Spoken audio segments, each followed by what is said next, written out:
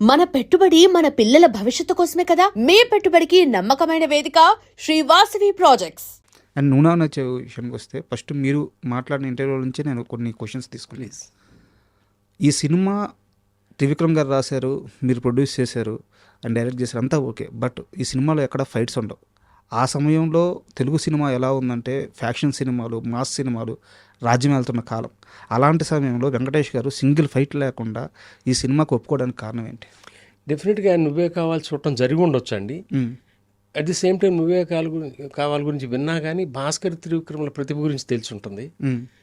So దాని continuation ఆయన కథ చెప్పటం, త్రివిక్రము ఇమీడియట్గా వెంకటేష్ గారు కనెక్ట్ అవటం. హీరోగా చేసేటప్పుడు ఆయన డిసైడ్ చేసుకోవాలి, నేను నా ఆడియన్స్ కోసం చేస్తున్నానా, నా కోసం చేస్తున్నానా, డబ్బుల కోసం చేస్తున్నాను. He knows what kind of subject he has to choose. So ఆ క్యారెక్టరైజేషన్ నచ్చింది వెంకటేష్ గారికి. అందుకే కథ వినంగానే కిందకి దిగి వచ్చి పైనుంచి కిషోర్ మనం చేస్తున్నాం అనే మాట జరగటం. So that is very important. ఇప్పుడు ఇంతకాలం ఇంతమందికి అభిమాన నటుడుగా ఉన్నాడంటే Venky, that's because of his selection of subject అండి. అట్లా పట్టుకోవటం అందరి వల్ల కాదండి. అందుకే వెంకటేష్ గారు కొన్ని రీమేక్స్ చేసిన అన్ని సోల్ ఉన్న సినిమాలే అవుతాయి. అవును, 10 కాలాల పాటు గుర్తుండిపోయే క్యారెక్టర్ లాగానే ఉంటుంది. చాలా మందికి తెలియదు సార్ ఈ రీమేక్ అని, మన సినిమాలు అనుకుంటూ ఉంటారు. అదే ఎస్ బికాస్ ఈ so dedicated, he involves himself so much అండి. అండ్ ఈ సినిమా చూసిన తర్వాత ఒక వ్యక్తి దీన్ని మరో గుండమ్మ కథ అని పోల్చారంట. ఈరోజు వారు ఏ సమయంలో చెప్పారో తెలియదు, కానీ ఈరోజు చాలామంది గుండమ్మ కథ తరువాత ఫ్యామిలీ మొత్తం కూర్చొని ఎన్నిసార్లు అయినా చూసే సినిమా నువ్వు నాకు నచ్చావు మాత్రమే. ఎవరు చెప్పారు, ఏ సందర్భంలో చెప్పారు? మీరు చెప్తే వింటే సంతోషంగానే ఉందండి. కానీ గుండమ్మ కథ ఆ క్లాసిక్స్ సార్. సో పెద్ద పెద్ద నటులు ఇందులో తక్కువని తగ్గించి చెప్పడం కాదు. ఇది మంచి సినిమా, డెఫినెట్గా ఆహ్లాదపరిచే సినిమా, ఎమోషన్స్ అన్నీ ఉంటాయి. వాటి పక్కన చేర్చడం వినడానికి బాగానే ఉంది, కొంచెం ఇబ్బందిగా ఉంటుంది. They are real good films. But నువ్వు నాకు నచ్చి చూడంగానే వెంకటేష్ గారి వైఫ్ త్రివిక్రమ్తో ఆ రోజునే this is going to be remembered for ever, next 15-20 years అని చెప్పడం. నిన్న ఇంటర్వ్యూ అప్పుడు మీ ఇద్దరం మాట్లాడుకుంటున్నప్పుడు చెప్పాడు. అనుకున్నట్టుగానే అట్లాగే జరిగింది. మనకు తెలియదండి ఆ టైంకి, నువ్వే కావాలి చేస్తున్నప్పుడు మాకు తెలియదు అంత పెద్ద హిట్ అవుతుందని. నువ్వు నాకు నచ్చావు రాసేటప్పుడు చేసేటప్పుడు మాకు తెలియదు దీన్ని 10 కాలాల పాటు అంతగా ఆదరిస్తారని, ఇంకా ఆదరిస్తూనే ఉంటారని. సో మన ప్రయత్నం మనం చేసాం. బాగా సక్సెస్ అయిన సినిమాల గురించి మనం ఇప్పుడు మాట్లాడుకుంటున్నాం. అట్లాగే ఎంతే కష్టపడి ఇష్టపడి చేసే సినిమాలు, పోయిన సినిమాలు కూడా ఉంటాయి సార్, జనం ఆదరించని. సో వాటిని మనం పట్టించుకోకుండా వెళ్ళటం తప్పు అవుతుంది. Sir, we love them equally. Sir, so ప్రేక్షకులకు కానీ ఇంకోళ్ళకి కానీ మనం తలుచుకోవడానికి కానీ ఎక్కువ ఇష్టపడేది సక్సెస్సే. But at the back of our hearts we always remember the films uh process that did not do well. For example నా క్లాస్మేట్స్ అనే సినిమా నాకు చాలా ఇష్టం. అవును సార్. బాక్స్ ఆఫీస్ దగ్గర సుమంత్ గారు, అట్లాగే మనసులో మాట, ఈ సినిమాలని చాలా ప్రేమించే చేసాం. సో వాటి గురించి ఎక్కువ మాట్లాడుకోము, మీరు అడగరు కూడా. ఎందుకంటే ఎక్కడో డెఫిషియన్సీ ఉండి ఉంటుందండి సార్ ఆడియన్స్ కనెక్ట్ అవటంలో. లేదు సార్, క్లాస్మేట్ మూవీ నేను ఆ రోజు థియేటర్లో చూశాను, నాకు పర్సనల్గా చాలా బాగా నచ్చింది. అండ్ ఈ నువ్వు నాకు నచ్చే సినిమా అంటే సెట్స్ మీదకి వెళ్ళకముందు ఫైల్లో ఆ స్క్రిప్ట్ పెట్టుకొని ఆ ఫైల్లో ఆ సూట్ కేసులో కొన్ని కోట్ల రూపాయలు డబ్బులు ఉన్నట్టు భావిస్తూ మొత్తం గర్వంగా తిరిగేవారట మీరు. అంత బాగా నచ్చిందండి ఆ స్క్రిప్ట్ నాకు. డెఫినెట్గా 2 భాగాలుగా ఉండేది, ఇంటర్వెల్ ముందు ఇంటర్వెల్ తర్వాత. నేను ఇప్పుడు నాకు కొంచెం బ్యాక్ పెయిన్తో కిందే పడుకునేవాడిని, పరుపు వేసుకుని సాప్ మీదే. నా పక్కనే ఉండే ఎప్పుడు మెలకు వచ్చినా చదువుకోవడం, ఎంజాయ్ చేయటం. సో ఆల్మోస్ట్ కంటతా వచ్చేది. నాయుడు గారు కూడా ఏమయ్యా ఏంటి చేతిలో అనేవాడు స్క్రిప్ట్ అంటే. I mean, he really used to appreciate people who carried a script, who really believed in the script. So atla నువ్వు నాకు నచ్చావు was a special film అండి. We really enjoyed making the film, reading the script, everything, every aspect of it.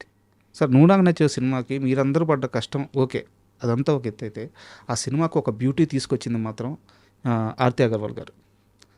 So అంటే దాంట్లో ఒక shot ఉంటుంది sir సినిమాలో, వాళ్ళు బయటికి వెళ్ళిన తర్వాత ఇంకో హీరోయిన్ పెళ్ళికి వెళ్ళిన తర్వాత ఇంట్లో నుంచి మెట్ల మీద నుంచి ఆమె రెడ్ శారీ కట్టుకొని అట్లా మెట్ల నుంచి దిగుతా వస్తుంటుంది అనమాట. వెంకటేష్ గారు ఒక ఎక్స్ప్రెషన్తో అలా ఒక దేవతను చూసిన ఫీలింగ్స్తో అలాగే ఆగిపోతారు. అప్పుడు అమ్మాయి అసలు వాట్ ఏ షాట్ సార్. అంటే ఆర్తి అగర్వాల్ గారిని ఇక్కడ ప్లేస్ చేయాలన్న ఆలోచన ఎలా వచ్చింది? ఈ షాట్ గురించి చెప్పారు కాబట్టి భాస్కర్ చాలా ఇమాజిన్ చేసుకున్నాడు ఆ షాట్ ఎలా ఉండాలో. సో సినిమా అంతా మేము ఊటీలో చేసాం, ఈ రెలవెంట్ పార్ట్స్ అవన్నీ కూడా. బట్ తనకు అక్కడ ఏ లొకేషన్ నచ్చలా. ఇక్కడ రామానాయుడులో రామచంద్రపురం సెట్ ఒకటి ఉంటుంది, ఓకే, ఇంటి సెట్ ఒకటి ఉండేది. ఆ మెట్లు చూడగానే ఇది కదా తను నాకు కావాల్సిందని అనుకున్నాడు తను. అక్కడ ఆర్ట్ డైరెక్టర్ రంగా గారు అంతా సెటప్ చేశారు. సో లొకేషన్ కానీ ప్రతిదండి ఆ బ్యూటీ యాడ్ చేయటం అనేది 4 మాటలు చెప్పేస్తే అయిపోద్ది సీన్. సార్ సో మీకు ఎందుకంత బాగా గుర్తుంది ఆ విజువల్, ఆమె మెట్ల మీద నుంచి దిగి రావటం, అవును, ఆ తర్వాత వెంకటేష్ గారి ఎక్స్ప్రెషన్స్ కానీ, దీనికి అమ్మాయి ఇచ్చిన రియాక్షన్ కానీ, ఇట్స్ బేసికలీ డైరెక్టర్స్ విజన్ అండి ఈ షార్ట్ మేకింగ్. ఓకే, మేము 2-3 అమ్మాయిలు ఇక్కడ అనుకున్నాం ఈ సినిమా. అంటే వెంకటేష్ గారు పక్కన మ్యాచ్ అయ్యి హీరోయిన్, ఓకే, కొంచెం ఆ స్టేచర్ ఉండాలి అని అనుకున్నప్పుడు భాస్కర్కి ఏంటంటే రిచా పల్లోని ఇంట్రడ్యూస్ చేశాను, నువ్వే కావాలి. She was a major factor for the success of that film. Sir తనకి కొత్త అమ్మ అయితే క్యారెక్టర్ కనపడుతుంది, ఆల్రెడీ చేసే అమ్మ అయితే ఆర్టిస్ట్ కనపడుతుంది. చిన్న సందేహం ఉండేది, ఆ స్టార్డమ్ వచ్చి యాడ్ అవుతుంది. స్టార్డమ్ అన్నీ కనపడకూడదు. Should not see some known artist there. ఈ అమ్మాయి త్రిష, మాళవిక, ఇట్లా కాకుండా ఈ అమ్మాయి నందిని అని తెలియాలంటే కొత్త అమ్మాయి కావాలి. సో ఆ ప్రాసెస్లో తను బాంబే వెళ్ళి అక్కడ మోడలింగ్ ఏజెన్సీస్ వాళ్ళందరితో మాట్లాడితే ఈ అమ్మాయి ఫోటో చూడటం తటస్థించింది. ఎవరు అమ్మాయి అంటే ఆల్రెడీ పాగల్ పని అని ఒక హిందీ సినిమా మూవీ చేస్తున్నారు, that was a failure. So she went back to America, that's where she came from, న్యూయార్క్. భాస్కర్కి ఏమో అమ్మాయిని చూడలేదు, మరి ఆ అమ్మాయి సినిమాకి సంబంధించిన ఒక క్లిప్ చూసాడో ఏదో కూడా తెలియదు. మరి ఆ ఫోటో చూసి ఈ అమ్మాయి అనేది నేను ఎందుకు అనుకున్నాడో కూడా తెలియదు. సో భాస్కర్ చెప్పి సార్ ఈ అమ్మాయి అయితే బాగుంది సార్ అంటే వీ జస్ట్ ట్రస్టెడ్ హిమ్. ఆ అమ్మాయిని నమ్మి అప్పుడు న్యూయార్క్ నుంచి పిలిపించి ఇక్కడ స్క్రీన్ టెస్ట్ అని అరేంజ్ చేసి ఇమీడియట్గా will go head with the shooting. Sir so అట్లా జరిగిందండి. సచ్ ఏ గ్రేట్ సోల్ అండి అమ్మాయి, such a dedicated female she was.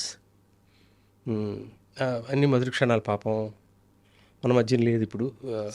Especially New Zealand సాంగ్స్కి వెళ్ళినప్పుడు కూడా అసలు ఎంత పరితపించేదో అని ప్రతి ఆస్పెక్ట్కి.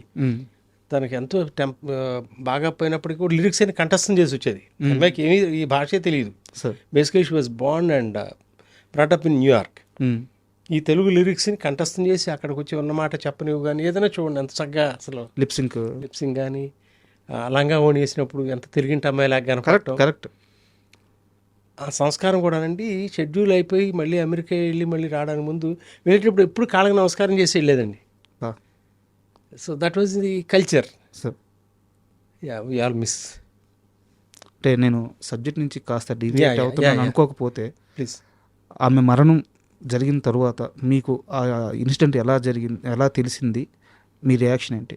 లేదు అప్పటికి తను అమెరికా వెళ్ళిపోయి అక్కడ పెళ్లి చేసుకోవడం చేసింది అనుకుంటే వీ లాస్ట్ టచ్ అండి, ఇంకా తెలియదు. వీ ఫీల్ బ్యాడ్ అండి, like such a beautiful girl, such a wonderful person she is no more అనేది it hurts for some time. Then we move on. Sir